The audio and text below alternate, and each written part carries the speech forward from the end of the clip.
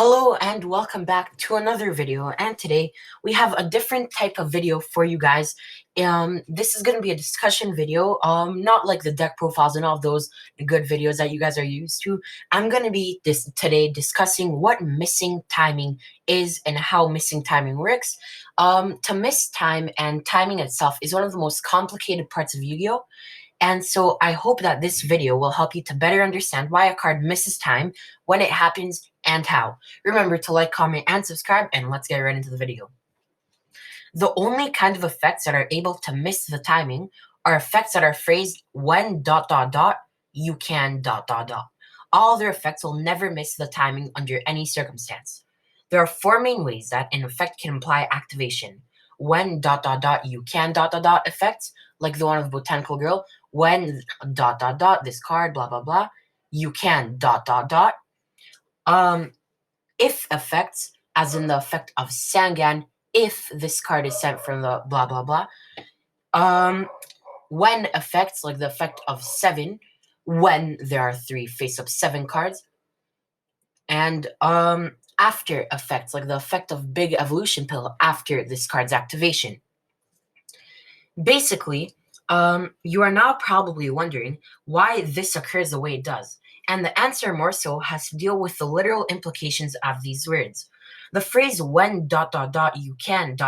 suggests that the effect must occur at the time when a specific condition is met, as in when, and that also the actual activation of the effect is optional, you can.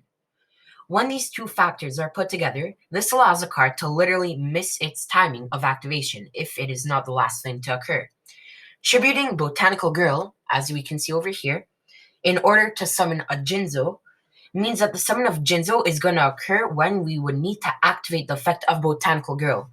Then, since Botanical Girl isn't a mandatory effect, it just fizzles out, never activating.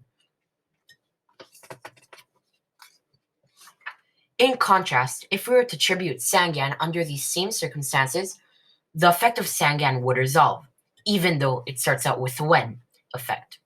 The actual activation is not optional, and as such must activate if the conditions are met no matter what. It will just do so in a separate chain than Jinzo's summon. Non-optional effects must if the requirements to activate are fulfilled. If the card isn't phrased as a when ... you can ... effect, it is impossible to miss it's impossible to miss its timing. Simultaneous effects go on a chain. This is probably one of the most confusing parts about determining whether or not a card will miss its timing. You should remember that only when ... you can ...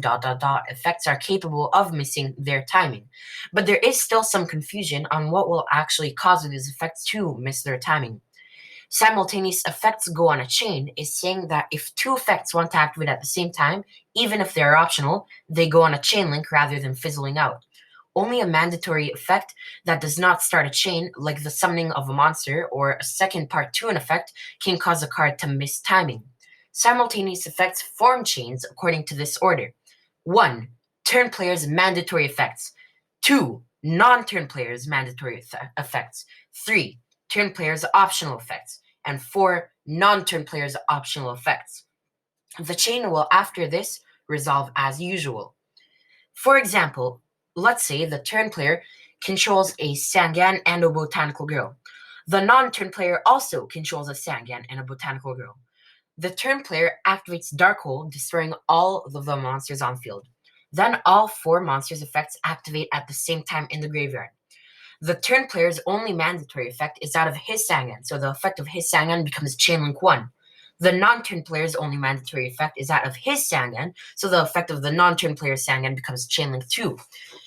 The only optional effect of the turn player is that of his Botanical Girl, so the effect of his Botanical Girl becomes Chainlink 3, and the non-turn player's only optional effect is that of his Botanical Girl, so the effect of his Botanical Girl becomes Chainlink 4. Afterwards, players can add more cards to the chain, as usual, which will then resolve backwards. Now, this may seem pretty simple, but it gets more complex when you have to decide what situations or effects are able to start a chain and what situations or effects are unable to start a chain. Like, why doesn't the summon of Jinzo go on a chain with the effect of Botanical Girl since they're happening simultaneously? The answer to this is that the summon of Jinzo does not start a chain, and as such may not be placed on a chain.